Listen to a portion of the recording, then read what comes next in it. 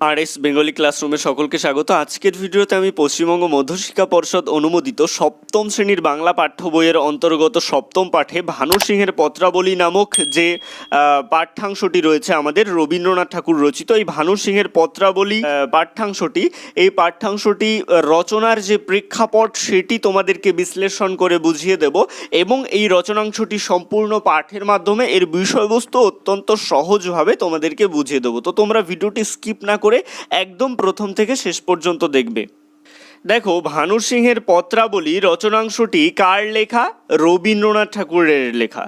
রবীন্দ্রনাথ ঠাকুর সাহিত্যের এমন কোনো ক্ষেত্র নেই যেখানে তিনি অগাধ বিচরণ করেননি। কবিতা, গান, নাটক, উপন্যাস, গল্প, এগুলো তিনি যত সাহিত্য সৃষ্টি করেছেন এই সমস্ত সাহিত্য সৃষ্টি কেবলমাত্র বলা যেতে পারে বেশিরভাগ ক্ষেত্রেই তার সাহিত্য সৃষ্টির তাগিদেই রচিত হয়েছে। সেখানে ব্যক্তি রবীন্দ্রনাথকে খুব একটা বেশি স্পষ্টভাবে খুঁজে পাওয়া যায় না। কিন্তু ব্যক্তি রবীন্দ্রনাথকে জানতে গেলে আমরা যদি তার ব্যক্তিগত চিঠিপত্র বা ব্যক্তিগত যে দিনলিপিগুলো সেগুলো পাঠ করি তাহলে আমরা ব্যক্তি রবীন্দ্রনাথের উপলব্ধি, শুধুমাত্র তার যে ব্যক্তিগত উপলব্ধি সেগুলোকে খুব ভালোভাবে জানতে পারবো। তো তার ব্যক্তিগত উপলব্ধিগুলো আমরা কি করি? আমরা নিজেদের কোনো মনের কথা বা ব্যক্তিগত ভাব সহজ সরলভাবে চিঠিতে জানাই, বা অন্যদেরকে যখন আমরা ব্যক্তিগত কাউকে জানাই, নিজেদের পরিচিত কাউকে জানাই, তখন আমাদের মধ্যে কি রাগ ঢাক থাকে না, কোনো লুকানোর কোনো বিষয় থাকে না। এর জন্য রবীন্দ্রনাথ ঠাকুর যখন কোনো চিঠি লিখতেন কাউকে বা নিজের ব্যক্তিগত উপলব্ধিগুলো ডায়েরিতে লিপিবদ্ধ করে রাখতেন, তো সেগুলোতে তার ব্যক্তিগত জীবনের উপলব্ধিগুলোই স্পষ্টভাবে ফুটে উঠত। তো তার যে এই যে ব্যক্তিগত চিঠি বা ডায়েরিগুলো সেগুলোই ছিন্নপত্র, ছিন্ন পত্রাবলী, পথে ও প্রান্তে, ভানু সিংহের পত্রাবলী প্রভৃতি গ্রন্থে প্রকাশিত হয়েছে পরবর্তীকালে।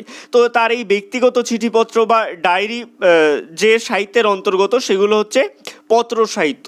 তার মধ্যে একটি উল্লেখযোগ্য হচ্ছে ভানু সিংহের পত্রাবলী, যেটা আজকে আমাদের পাঠ্যাংশ। আমরা সকলেই জানি যে ভানু সিংহ রবীন্দ্রনাথ ঠাকুরের ছদ্মনাম। তো ভানু সিংহের পত্রাবলী থেকে নেওয়া দুটি চিঠি আজকে আমাদের পাঠ্যাংশে আমরা পাঠ করব। ভানু সিংহের পত্রাবলীতে যে চিঠিগুলি রয়েছে সেগুলো রবীন্দ্রনাথ ঠাকুর মূলত রানু অধিকারীর উদ্দেশ্যে লিখেছিলেন। এই রানু অধিকারী কে ছিলেন? রানু অধিকারী ছিলেন কাশী হিন্দু বিশ্ববিদ্যালয়ের দর্শনের অধ্যাপক ফণীভূষণ অধিকারীর কিশোরী কন্যা। এই রানু অধিকারীর সাথে রবীন্দ্রনাথ ঠাকুরের চিঠির মারফত, অর্থাৎ চিঠির মাধ্যমে বন্ধুত্ব স্থাপন হয়েছিল। রানু অধিকারীর সাথে রবীন্দ্রনাথ ঠাকুরের যখন পরিচয় হয় সেই সময়টাতে খুব অল্প সময়ের মধ্যে রবীন্দ্রনাথ ঠাকুরের স্ত্রী, রবীন্দ্রনাথ ঠাকুরের কন্যা মারা গিয়েছিল। তো রবীন্দ্রনাথ ঠাকুরের যে কন্যাহারা যে পিতৃ হৃদয় সেটা অনেকটাই রানু অধিকারী দখল করে নিয়েছিলেন। রবীন্দ্রনাথ ঠাকুর তাকে কন্যার মতন স্নেহ করতেন। দেখা যাবে যে রবীন্দ্রনাথ ঠাকুর এবং রানু অধিকারীর মধ্যে বয়সের পার্থক্য ছিল প্রায় ৪৫ বছরের, তবুও তাদের মধ্যে বন্ধুত্ব স্থাপন হয়েছিল। রবীন্দ্রনাথ ঠাকুরের যে পিতৃ স্নেহ সেটা রানু অধিকারী অনেকটাই পেয়েছিলেন, যদিও সেগুলো আমাদের পাঠ্যাংশে নেই। আমাদের পাঠ্যাংশের প্রথম যে চিঠিটি রয়েছে সেখানে আমরা দেখতে পারবো যে রবীন্দ্রনাথ ঠাকুর বলছেন যে তিনি কলকাতা শহরকে পছন্দ করেন না, কারণ কলকাতার যে অট্টালিকা, ইটকাঠ পাথরের অট্টালিকা, সেটা রবীন্দ্রনাথ ঠাকুরের খুব একটা বেশি পছন্দ নয়। রবীন্দ্রনাথের পছন্দ শান্তিনিকেতন।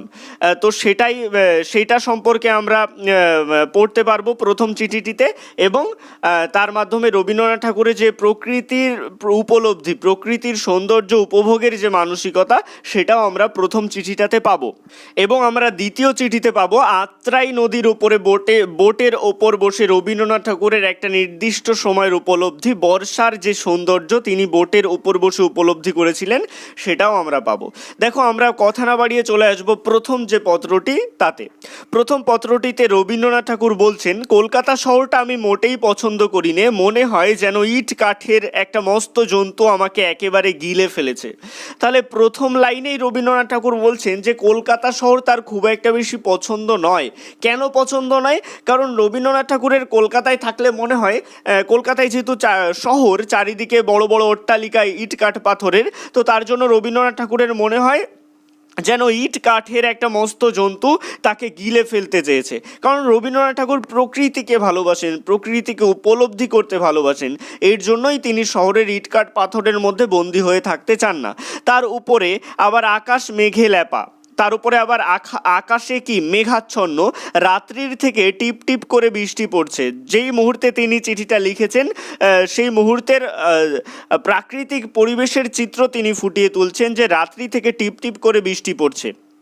শান্তিনিকেতনের মাঠে যখন বৃষ্টি নামে তখন তার ছায়ায় আকাশের আলো করুণ হয়ে আসে, ঘাসে ঘাসে পুলক লাগে, গাছগুলি যেন কথা কইতে চায়, আর মনের মধ্যে গান জেগে ওঠে, আর তার সুর গিয়ে পৌঁছায় দিনুর ঘরে। দেখো, এখানে রবীন্দ্রনাথ ঠাকুর কলকাতা শহরকে প্রথম লাইনেই পছন্দ করে না বললেন, কেন পছন্দ করেন না সেটাও বললেন, আর তার সাথে সাথেই তিনি কলকাতাকে কার সাথে তুলনা করলেন? শান্তিনিকেতনের সাথে। এই শান্তিনিকেতন কোথায়? শান্তিনিকেতন হচ্ছে বীরভূম জেলার বোলপুরের একটি ছোট্ট শহর শান্তিনিকেতন, যে শান্তিনিকেতনে রবীন্দ্রনাথ ঠাকুর প্রাচীন ভারতের তপবনের আদর্শে ব্রহ্মচর্য আশ্রম স্থাপন করেছিলেন। এই পরবর্তীকালে শান্তিনিকেতনের যে ব্রহ্মচর্য আশ্রম সেটাই বিশ্বভারতী বিশ্ববিদ্যালয়ে রূপান্তরিত হয়ে যায়। তো সেই শান্তিনিকেতন, যেটা কিনা বীরভূম জেলার বোলপুরের একটি ছোট্ট শহর, সেই শান্তিনিকেতনকে তিনি অত্যন্ত ভালোবাসতেন। শান্তিনিকেতনের সাথে তিনি কলকাতার পার্থক্য তুলে ধরেছেন কিভাবে? তুলে ধরেছেন এভাবে, যে শান্তিনিকেতনের মাঠে যখন বৃষ্টি নামে, অর্থাৎ শান্তিনিকেতনে তিনি যেখানে থাকতেন সেখানে যখন বৃষ্টি নামে তখন তার ছায়ায় আকাশের আলো করুণ হয়ে আসে, প্রকৃতির একটা অসাধারণ সৌন্দর্য তিনি উপলব্ধি করতে পারেন শান্তিনিকেতনে বসে বৃষ্টির সময়।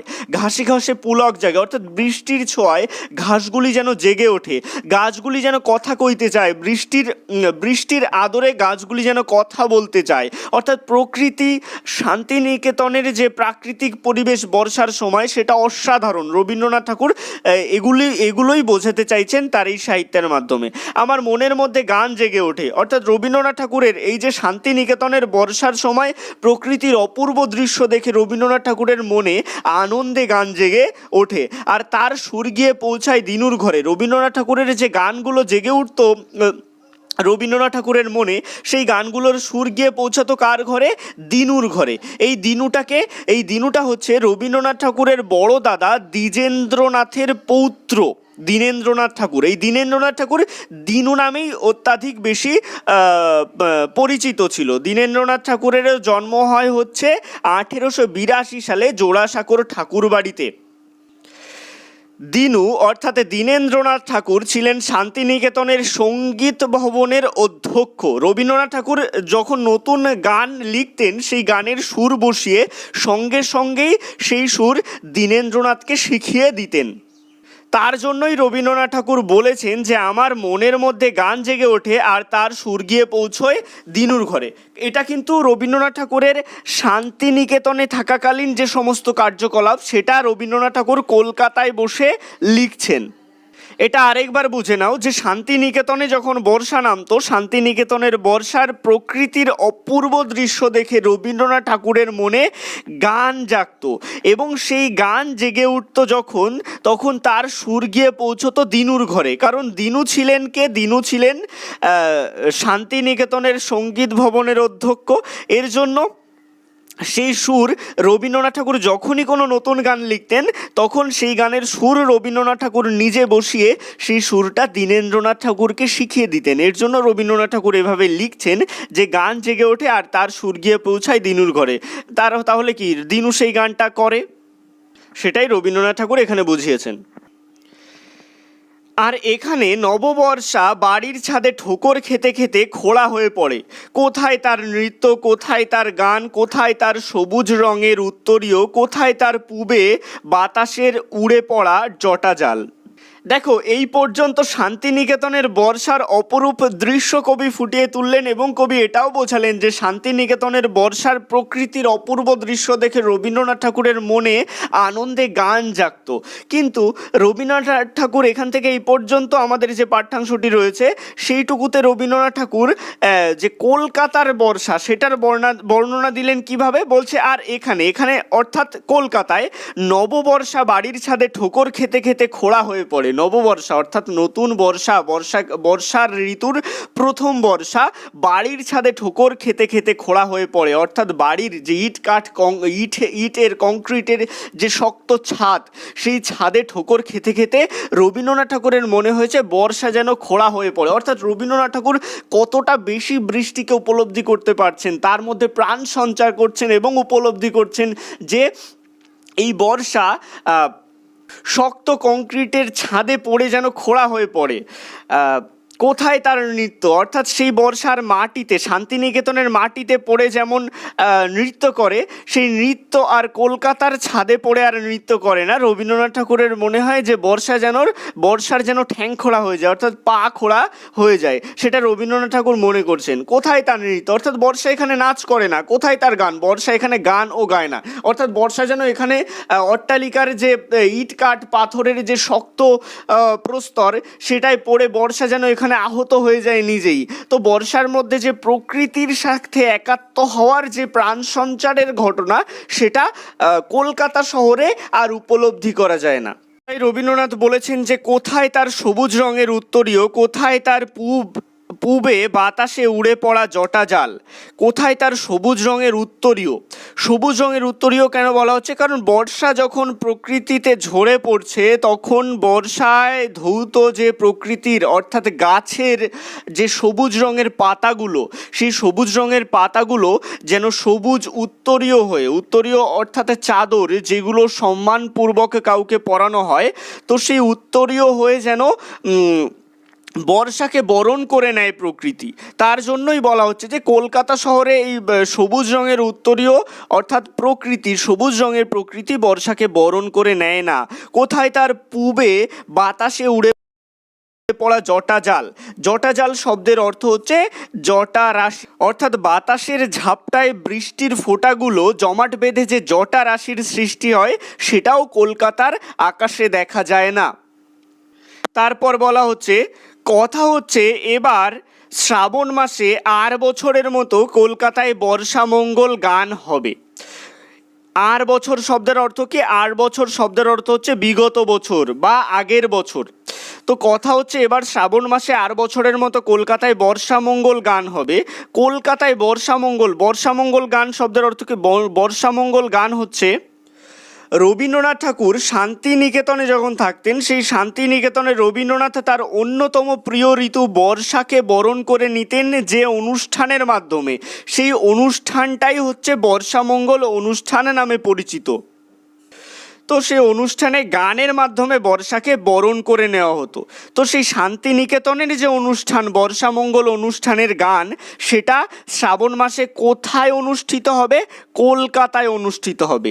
কিন্তু যে গান শান্তিনিকেতনের মাঠে তৈরি, সে গান কি কলকাতা শহরের হাটে জমবে? রবীন্দ্রনাথ ঠাকুর যেন নিজেই নিজেকে প্রশ্ন করছেন, যে গান শান্তিনিকেতনের মাঠে তৈরি, মানে কি শান্তিনিকেতনের প্রাকৃতিক সৌন্দর্যময় পরিবেশের মধ্যে যে গান তৈরি, সে গান কলকাতা শহরের হাটে জমবে না, অর্থাৎ কলকাতা শহরে বসে সেই গানের সুর জমবে না। রবীন্দ্রনাথ ঠাকুর এখানে নিজেকে প্রশ্নও যেন করেছেন, তার মাধ্যমে উত্তরও বলে দিয়েছেন যে গান শান্তিনিকেতনে বসে তৈরি, সে গান কলকাতায় কখনো জমবে না। এখানে অনুরোধে পড়ে কখনো কখনো আমার নতুন বর্ষার গান গাইতে হয়েছে, অর্থাৎ কলকাতায় বসে তাকে নানান মানুষের অনুরোধে পড়ে কখনো কখনো তিনি নতুন বর্ষার গান কলকাতায় বসে গেয়েছেন, কিন্তু এখানকার বৈঠকখানায় সেই গানের সুর ঠিকমতো বাজে না। রবীন্দ্রনাথ ঠাকুর নিজেও স্বীকার করছেন যে কলকাতায় বসে যে নববর্ষার আগমনে লেখা তার যে গান, নববর্ষাকে বরণ করে নিতে, কবির প্রিয় ঋতু বর্ষা ঋতুর যে নতুন বর্ষা, সেটাকে বরণ করে নেওয়ার জন্য রবীন্দ্রনাথ ঠাকুরের যে লিখিত গান, সেই গান রবীন্দ্রনাথ ঠাকুর অন্য সকলের অনুরোধে, অনেকের অনুরোধে কলকাতার বৈঠকখানায় বসে অনেকবার করেছেন ঠিকই, কিন্তু রবীন্দ্রনাথের মনে হয়েছে যে কলকাতার বৈঠকখানায় সেই গানের সুর ঠিকমতো বাজে না। তোমাদের ওখানে এতদিনে বোধহয় বর্ষা নেমেছে, অতএব তোমার নতুন শেখা বর্ষার গান কখনো কখনো গুনগুন স্বরে গাইতে পারবে, কখনো বা এসরাজে বাজিয়ে তুলবে। দেখো এখানে এই লাইনটা ভালো করে বোঝো, যে তোমাদের ওখানে এতদিনে বোধহয় বর্ষা নেমেছে, কাউকে উদ্দেশ্য করে বলছেন তোমাদের ওখানে। তোমাদের বলতে কাকে বোঝানো হয়েছে? তোমাদের বলতে রানু অধিকারীকে বোঝানো হয়েছে। তো রানু অধিকারীকে তিনি বলছেন যে তোমাদের ওখানে এতদিনে বোধহয় বর্ষা নেমেছে, অতএব তোমার নতুন শেখা বর্ষার গান কখনো কখনো গুনগুন স্বরে গাইতে পারবে। রবীন্দ্রনাথ ঠাকুর বলছেন যেহেতু তোমাদের ওখানে এতদিনে বর্ষা নেমেছে, আশা করছি যে তুমি নতুন যে গানগুলো বর্ষার গানগুলো শিখেছো সেগুলো কখনো কখনো গুনগুন স্বরে গাইতে পারবে, কখনো বা এসরাজে বাজিয়ে তুলবে। এসরাজ শব্দের অর্থ কী? এসরাজ হচ্ছে এক ধরনের বাদ্যযন্ত্র, সেতার ও সারেঙ্গির মিশ্রণে তৈরি, ছড়ি দিয়ে বাজাতে হয় এমন এক ধরনের তারের বাদ্যযন্ত্র বিশেষ এসরাজ। তো রবীন্দ্রনাথ ঠাকুর সেটাই বলছেন যে এসরাজেও তুমি বাজিয়ে তুলতে পারবে সেই গান, অর্থাৎ বর্ষার গান। তুমি যাওয়ার পর আরও কিছু কিছু নতুন গান আমার এই খাতায় জমে উঠেছে, কলকাতায় না এলে আরও জমতো। অর্থাৎ তুমি যাওয়ার পর, কাকে বলছেন? রানু অধিকারী যাওয়ার পর আরও কিছু কিছু নতুন গান রবীন্দ্রনাথ ঠাকুরের গানের খাতায় জমে উঠেছে, কলকাতায় না এলে আরও জমতো। অর্থাৎ রবীন্দ্রনাথ ঠাকুর বলছেন যে তিনি কলকাতায় চলে এসেছেন, তার জন্য তার গানের খাতা আরও বেশি ভরাট হতে পারেনি। রবীন্দ্রনাথ ঠাকুর যদি শান্তিনিকেতনে থাকতেন তাহলে তার গানের খাতাটা আরও বেশি ভরে যেত, কারণ শান্তিনিকেতনে বর্ষা নামতো এবং শান্তিনিকেতনের বর্ষা প্রকৃতির অপরূপ সৌন্দর্য দেখে রবীন্দ্রনাথ ঠাকুরের মনে আরও বেশি গান জমতো, এর ফলে তার গানের খাতাটা বেশি বেশি পরিমাণে ভরে উঠতো। কিন্তু রবীন্দ্রনাথ ঠাকুর যেহেতু কলকাতায় চলে এসেছেন, ইটকাট পাথরের অট্টালিকার মধ্যে তিনি আবদ্ধ রয়েছেন, এখানে তিনি বর্ষার রূপ খুব একটা ভালোভাবে উপলব্ধি করতে পারছেন না শান্তিনিকেতনের মতন। এর জন্য কলকাতায় বসে তার গানের খাতা খুব একটা বেশি ভরে ওঠেনি। এদিকে দীনুবাবুও দাঁত তোলবার জন্য 2-3 দিন হলো কলকাতায় এসেছেন। দীনেন্দ্রনাথ ঠাকুর তিনিও শান্তিনিকেতনে থাকেন, তো দীনেন্দ্রনাথ ঠাকুর দাঁত তোলার জন্য 2-3 দিন হলো কলকাতায় এসেছেন। আষাঢ় মাসের বর্ষাকে এ শহরে যেমন মানায় না, দীনুবাবুকেও তেমনি। অর্থাৎ দীনেন্দ্রনাথ ঠাকুরও কিন্তু কলকাতা শহরকে খুব একটা বেশি পছন্দ করতেন না। তাই রবীন্দ্রনাথ ঠাকুর এখানে উপমা দিয়ে বলেছেন যে আষাঢ় মাসের বর্ষাকে যেমন কলকাতা শহরে মানায় না, কলকাতা শহরে যেমন বর্ষারূপ অতটা বেশি ভালো লাগে না রবীন্দ্রনাথ ঠাকুরের, ঠিক তেমনই দীনুবাবুকেও কলকাতায় মানায় না, কারণ কলকাতা শহর দীনুবাবুও পছন্দ করতেন না। তারপরে রবীন্দ্রনাথ ঠাকুর লিখেছেন আজ সকালেই সে পালাবে স্থির করেছে, অর্থাৎ দীনেন্দ্রনাথ ঠাকুর আজ সকালেই পালিয়ে যাবে। আজ সকাল বলতে দেখো এখানে একটা তারিখও লিখে দেওয়া রয়েছে, তিনি যখন পত্রগুলো লিখতেন বা দিনলিপি লিখতেন তার সাথে তিনি তারিখ দিয়ে দিতেন। ইতি 29শে আষাঢ় 1329 বঙ্গাব্দ, 29শে আষাঢ় 1329 বঙ্গাব্দ। তাহলে আমরা প্রথম যে পত্রটা পড়লাম সেটার যে তারিখ সেটা কত? 29শে আষাঢ় 1329 বঙ্গাব্দ। তো এই প্রথম পত্রটিতে আমরা পেলাম যে কলকাতা শহরকে রবীন্দ্রনাথ ঠাকুর পছন্দ করেন না, এবং কেন পছন্দ করেন না তার যুক্তি দিলেন, এবং শান্তিনিকেতনকে কেন তিনি এত বেশি পছন্দ করেন তার যুক্তি যেমন পেলাম, তেমনি এই প্রথম যে পত্রটি সেটাই আমরা বর্ষামঙ্গল গানের প্রসঙ্গও পেলাম। এরপরে চলে আসবো আমরা যে দ্বিতীয় যে পত্রটি রয়েছে, এই দ্বিতীয় পত্রটি পাঠের আগে একটু কিছু বলে নিই। সেটা হচ্ছে রবীন্দ্রনাথ ঠাকুর একটা সময়ে তার পারিবারিক জমিদারি দেখাশোনার কারণে তাকে বোটে করে, নৌকায় করে বিভিন্ন গ্রাম বাংলার বিভিন্ন অঞ্চলে ঘুরতে হতো। সেই সময়টাতে তিনি গ্রাম বাংলার প্রাকৃতিক পরিবেশকে দারুণভাবে উপলব্ধি করেছিলেন। তো সেই উপলব্ধির থেকে লেখাই একটি পত্র হচ্ছে আমাদের দ্বিতীয় পত্রটি, যেটি আত্রাই নদীর ওপর বোটে করে যখন কবি ভেসে চলেছিলেন, তো সেই তখন ঘটে যাওয়া একটি প্রকৃতির অপূর্ব দৃশ্য তিনি এই পত্রটিতে ফুটিয়ে তুলেছেন। তো এখানে লিখেছেন কবি, আত্রাই নামক একটি নদীর ওপরে বোটে করে ভেসে চলেছি। আত্রাই নদীটা হচ্ছে আত্রেই নদী, যে নদীটার উৎপত্তি পশ্চিমবাংলা বা পশ্চিমবঙ্গ হলেও বর্তমানে বাংলাদেশে এর প্রবাহ বর্তমান। তো কবি সে আত্রেই নামক নদীর ওপর বোটে করে ভেসে চলছেন। বর্ষার মেঘ ঘন হয়ে আকাশ আচ্ছন্ন করেছে, অর্থাৎ বর্ষার ঋতুর যে মেঘ সেটা ঘন হয়ে আকাশকে ঢেকে দিয়েছে। একটু ঝোড়ো বাতাসের মতো বইছে, পাল তুলে দিয়েছে, অর্থাৎ একটু ঝোড়ো বাতাসের মতো হচ্ছে, পাল তুলে দিয়েছে, অর্থাৎ পাল তোলা নৌকাগুলোর যে পাল সেটা মাঝি তুলে দিয়েছে। নদী কূলে কূলে পরিপূর্ণ, অর্থাৎ বর্ষার যে জল সেই জলে নদী পুরো পরিপূর্ণ রয়েছে। স্রোত খরতর, দলে দলে শৈবাল ভেসে আসছে, অর্থাৎ নদীতে স্রোতও রয়েছে, খরস্রোত রয়েছে, দলে দলে শ্যাওলা ভেসে আসছে নদীতে। পল্লীর আঙিনার কাঁচ পর্যন্ত জল উঠেছে। আঙিনা শব্দের অর্থ হচ্ছে উঠোন, অর্থাৎ গ্রাম বাংলার যে বাড়িগুলি সেই বাড়ির উঠোন পর্যন্ত জল উঠে গেছে। ঘন বাঁশের ঝাড়, আম কাঁঠাল তেঁতুল কুল শিমুল নিবিড় হয়ে উঠে গ্রামগুলিকে আচ্ছন্ন করে ফেলেছে। মাঝে মাঝে নদীর তীরে তীরে কাঁচা ধানের ক্ষেতে জল উঠেছে, অর্থাৎ যে কানায় কানায় নদী ভরে উঠেছে সেই নদীর জল ঘন বাঁশের ঝাড় পর্যন্ত পৌঁছে গেছে, আম কাঁঠাল তেঁতুল কুল শিমুল এইগুলোর গাছ পর্যন্ত পৌঁছে গেছে এবং গ্রামগুলিকে আচ্ছন্ন করে ফেলেছে। কোথাও কোথাও কি নদীর তীরে তীরে কাঁচা ধানের যে ক্ষেতগুলো রয়েছে সেই কাঁচা ধানের ক্ষেতেও জল উঠে গেছে। কচি ধানের মাথা জলের উপর জেগে আছে, অর্থাৎ ধানের গাছগুলো ডুবে গেছে আর কচি ধানের যে মাথাগুলো সেগুলো জলের উপর জেগে রয়েছে। দুই তটে অর্থাৎ দুই যে তীরে, নদীর যে দুই তীরে, সেই দুই তীরে স্তরে স্তরে সবুজ রঙের ঘনিমা ফুলে ফুলে উঠেছে। এখানে হচ্ছে যে দুই তটে স্তরে স্তরে সবুজ রঙের ঘনিমা, ঘনিমা শব্দের অর্থ হচ্ছে ঘন হয়ে আসা, তো ঘনিমা ফুলে ফুলে উঠেছে। তো সবুজ রঙের ঘন হয়ে আসা প্রাকৃতিক পরিবেশের যে রং সেটাকেই কবি এখানে বুঝেছেন। তারই মাঝখান দিয়ে বর্ষার খোলা নদীটি তার গেরুয়া রঙের ধারা বহন করে ব্যস্ত হয়ে চলেছে। তাহলে ভালো করে বোঝো যে নদীটা যেখান দিয়ে বইছে তার দুই পাশে ঘন সবুজ রং, অর্থাৎ যে বর্ষার আগমনে সকল গাছপালাগুলো সবুজ হয়ে উঠেছে, নতুন ঘাস জন্মেছে, এই জন্য যেন মনে হচ্ছে যে দুপাশে দুই স্তরে অর্থাৎ দুই তীরে, এখানে বলেছেন যে দুই তটের স্তরে স্তরে অর্থাৎ নদীর দুই পাড়ে স্তরে স্তরে সবুজ ঘাসের যে ঘন জঙ্গল বা ঘাসের যে ঘন প্রান্তর, সবুজ ঘাসের যে ঘন প্রান্তর সেটা যেমন সবুজ হয়ে উঠেছে এবং সেই সবুজের মাঝখান দিয়ে বর্ষার খোলা নদীটি তার গেরুয়া রঙের ধারা বহন করে ব্যস্ত হয়ে চলেছে। সেই সবুজ রঙের প্রান্তরের মধ্য দিয়ে কি গেরুয়া রঙের যে নদীর জল, সেই জলটা যেন তার ধারা বহন করে ব্যস্ত হয়ে চলেছে। সমস্তটার ওপর বাদল সায়াহ্নের ছায়া, অর্থাৎ পুরো যে প্রাকৃতিক পরিবেশ সেই প্রাকৃতিক পরিবেশে বাদল সায়াহ্নের ছায়া।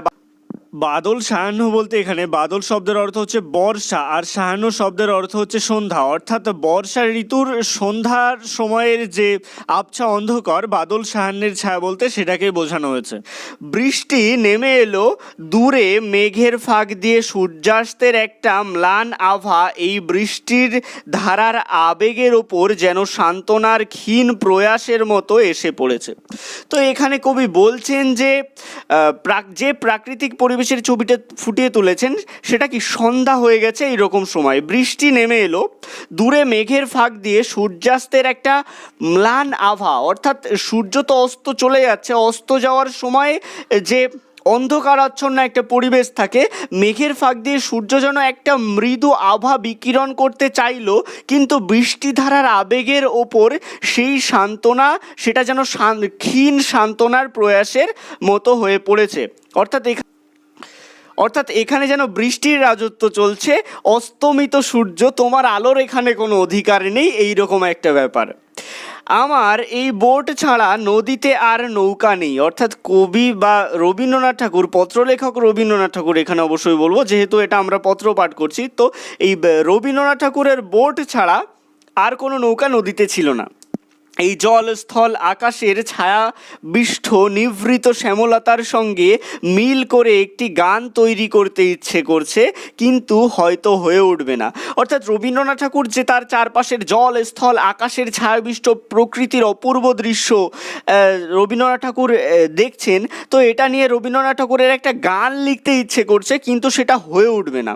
আমার দুই চক্ষু এখন বাইরের দিকে চেয়ে থাকতে চায়, অর্থাৎ রবীন্দ্রনাথ ঠাকুরের মন গান লিখতে চাইলেও রবীন্দ্রনাথ ঠাকুরের চোখ যেন এই প্রকৃতির অপূর্ব দৃশ্য থেকে সরতে চাইছে না, অর্থাৎ চোখ যেন এই সৌন্দর্য উপলব্ধি করতে চাইছে, এখন কোনো কাজ করতে চাইছে না, খাতার দিকে চোখ রাখবার এখন সময় নয়। অর্থাৎ রবীন্দ্রনাথ ঠাকুর এখন কাজ করতে চান না, রবীন্দ্রনাথ ঠাকুর এখন এই যে পল্লী প্রকৃতির নদীর ওপর বর্ষার যে একটা অপূর্ব দৃশ্য, সেটাকে রবীন্দ্রনাথ ঠাকুর দু চোখ ভরে দেখতে চান, দু চোখ ভরে উপলব্ধি করতে চান, শুধুমাত্র সেই সৌন্দর্যটাকেই তিনি উপলব্ধি করতে চান দু চোখ ভরে। এখন তার আর কোনো কাজে মন নেই, তাই তিনি বলছেন যে খাতার দিকে চোখ রাখবার এখন সময় নয়। অনেক দিন বোলপুরে শুকনো ডাঙায় কাটিয়ে এসেছি, এখন এই নদীর ওপর এসে মনে হচ্ছে পৃথিবীর যেন মনের কথাটি শুনতে পাওয়া যাচ্ছে। রবীন্দ্রনাথ ঠাকুর বলছেন যে তিনি অনেকদিন বোলপুরের শুকনো ডাঙায় কাটিয়ে এসেছেন, এখন এই নদীর উপর এসে তার মনে হচ্ছে যেন তিনি পৃথিবীর মনের কথা শুনতে পাচ্ছেন, পৃথিবীর মনের কথা রবীন্দ্রনাথ ঠাকুর উপলব্ধি করতে পারছেন এই প্রাকৃতিক পরিবেশের মাঝে এসে। নদী আমি ভারী ভালোবাসি, রবীন্দ্রনাথ ঠাকুর নদীকে খুব ভালোবাসেন, আর ভালোবাসি আকাশ, রবীন্দ্রনাথ ঠাকুর আকাশকেও খুব ভালোবাসেন। নদীতে আকাশের চমৎকার মিলন, রঙে রঙে, ছায়ায় ছায়ায়, অর্থাৎ নদী এবং আকাশের যেন চমৎকার একটা মিল রয়েছে। আকাশের যখন নীল রং হয়, নদীরও তখন নীল রং হয়ে যায়। আকাশ যখন ঘন কালো মেঘে ছেয়ে যায়, নদীরও তখন কিন্তু ঘন কালো মেঘের রঙেই রাঙিয়ে যায়।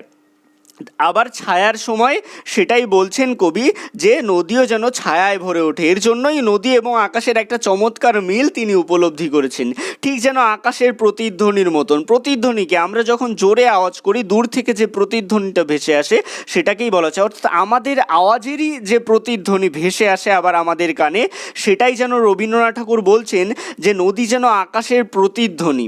আকাশ পৃথিবীতে আর কোথাও আপনার সাড়া পায় না এই জলের উপর ছাড়া, অর্থাৎ আকাশ যেন পৃথিবীতে একমাত্র এই জলের উপরই, নদীর জলের উপরই নিজের সাড়া পায়। পৃথিবীতে নদীর জলেই আকাশ একমাত্র নিজেকে উপলব্ধি করতে পারে, সেটাই এখানে বলা হচ্ছে। তারপরে বলা হচ্ছে আজ রাত্রের গাড়িতেই কলকাতা যাব, মনে করে ভালো লাগছে না। তো রবীন্দ্রনাথ ঠাকুর এর পরে লিখছেন একদম শেষে যে আজ রাত্রেই তাকে গাড়িতে কলকাতায় ফিরে যেতে হবে। এর জন্য রবীন্দ্রনাথ ঠাকুরের খুব একটা ভালো লাগছে না, কারণ রবীন্দ্রনাথ ঠাকুর বরাবরই প্রকৃতিকে অত্যন্ত ভালোবাসেন, প্রকৃতির সান্নিধ্যে থাকতে পারলেই তার মন বেশি ভালো লাগে। এর জন্য তিনি কলকাতায় যে তাকে ফিরে যেতে হবে, এটা মনে করেই তার মনটা খারাপ লাগছে। দেখো বলা হচ্ছে যে কখন তিনি লিখেছেন, 2রা শ্রাবণ 1329 বঙ্গাব্দে এই চিঠিটা লেখা হয়েছে।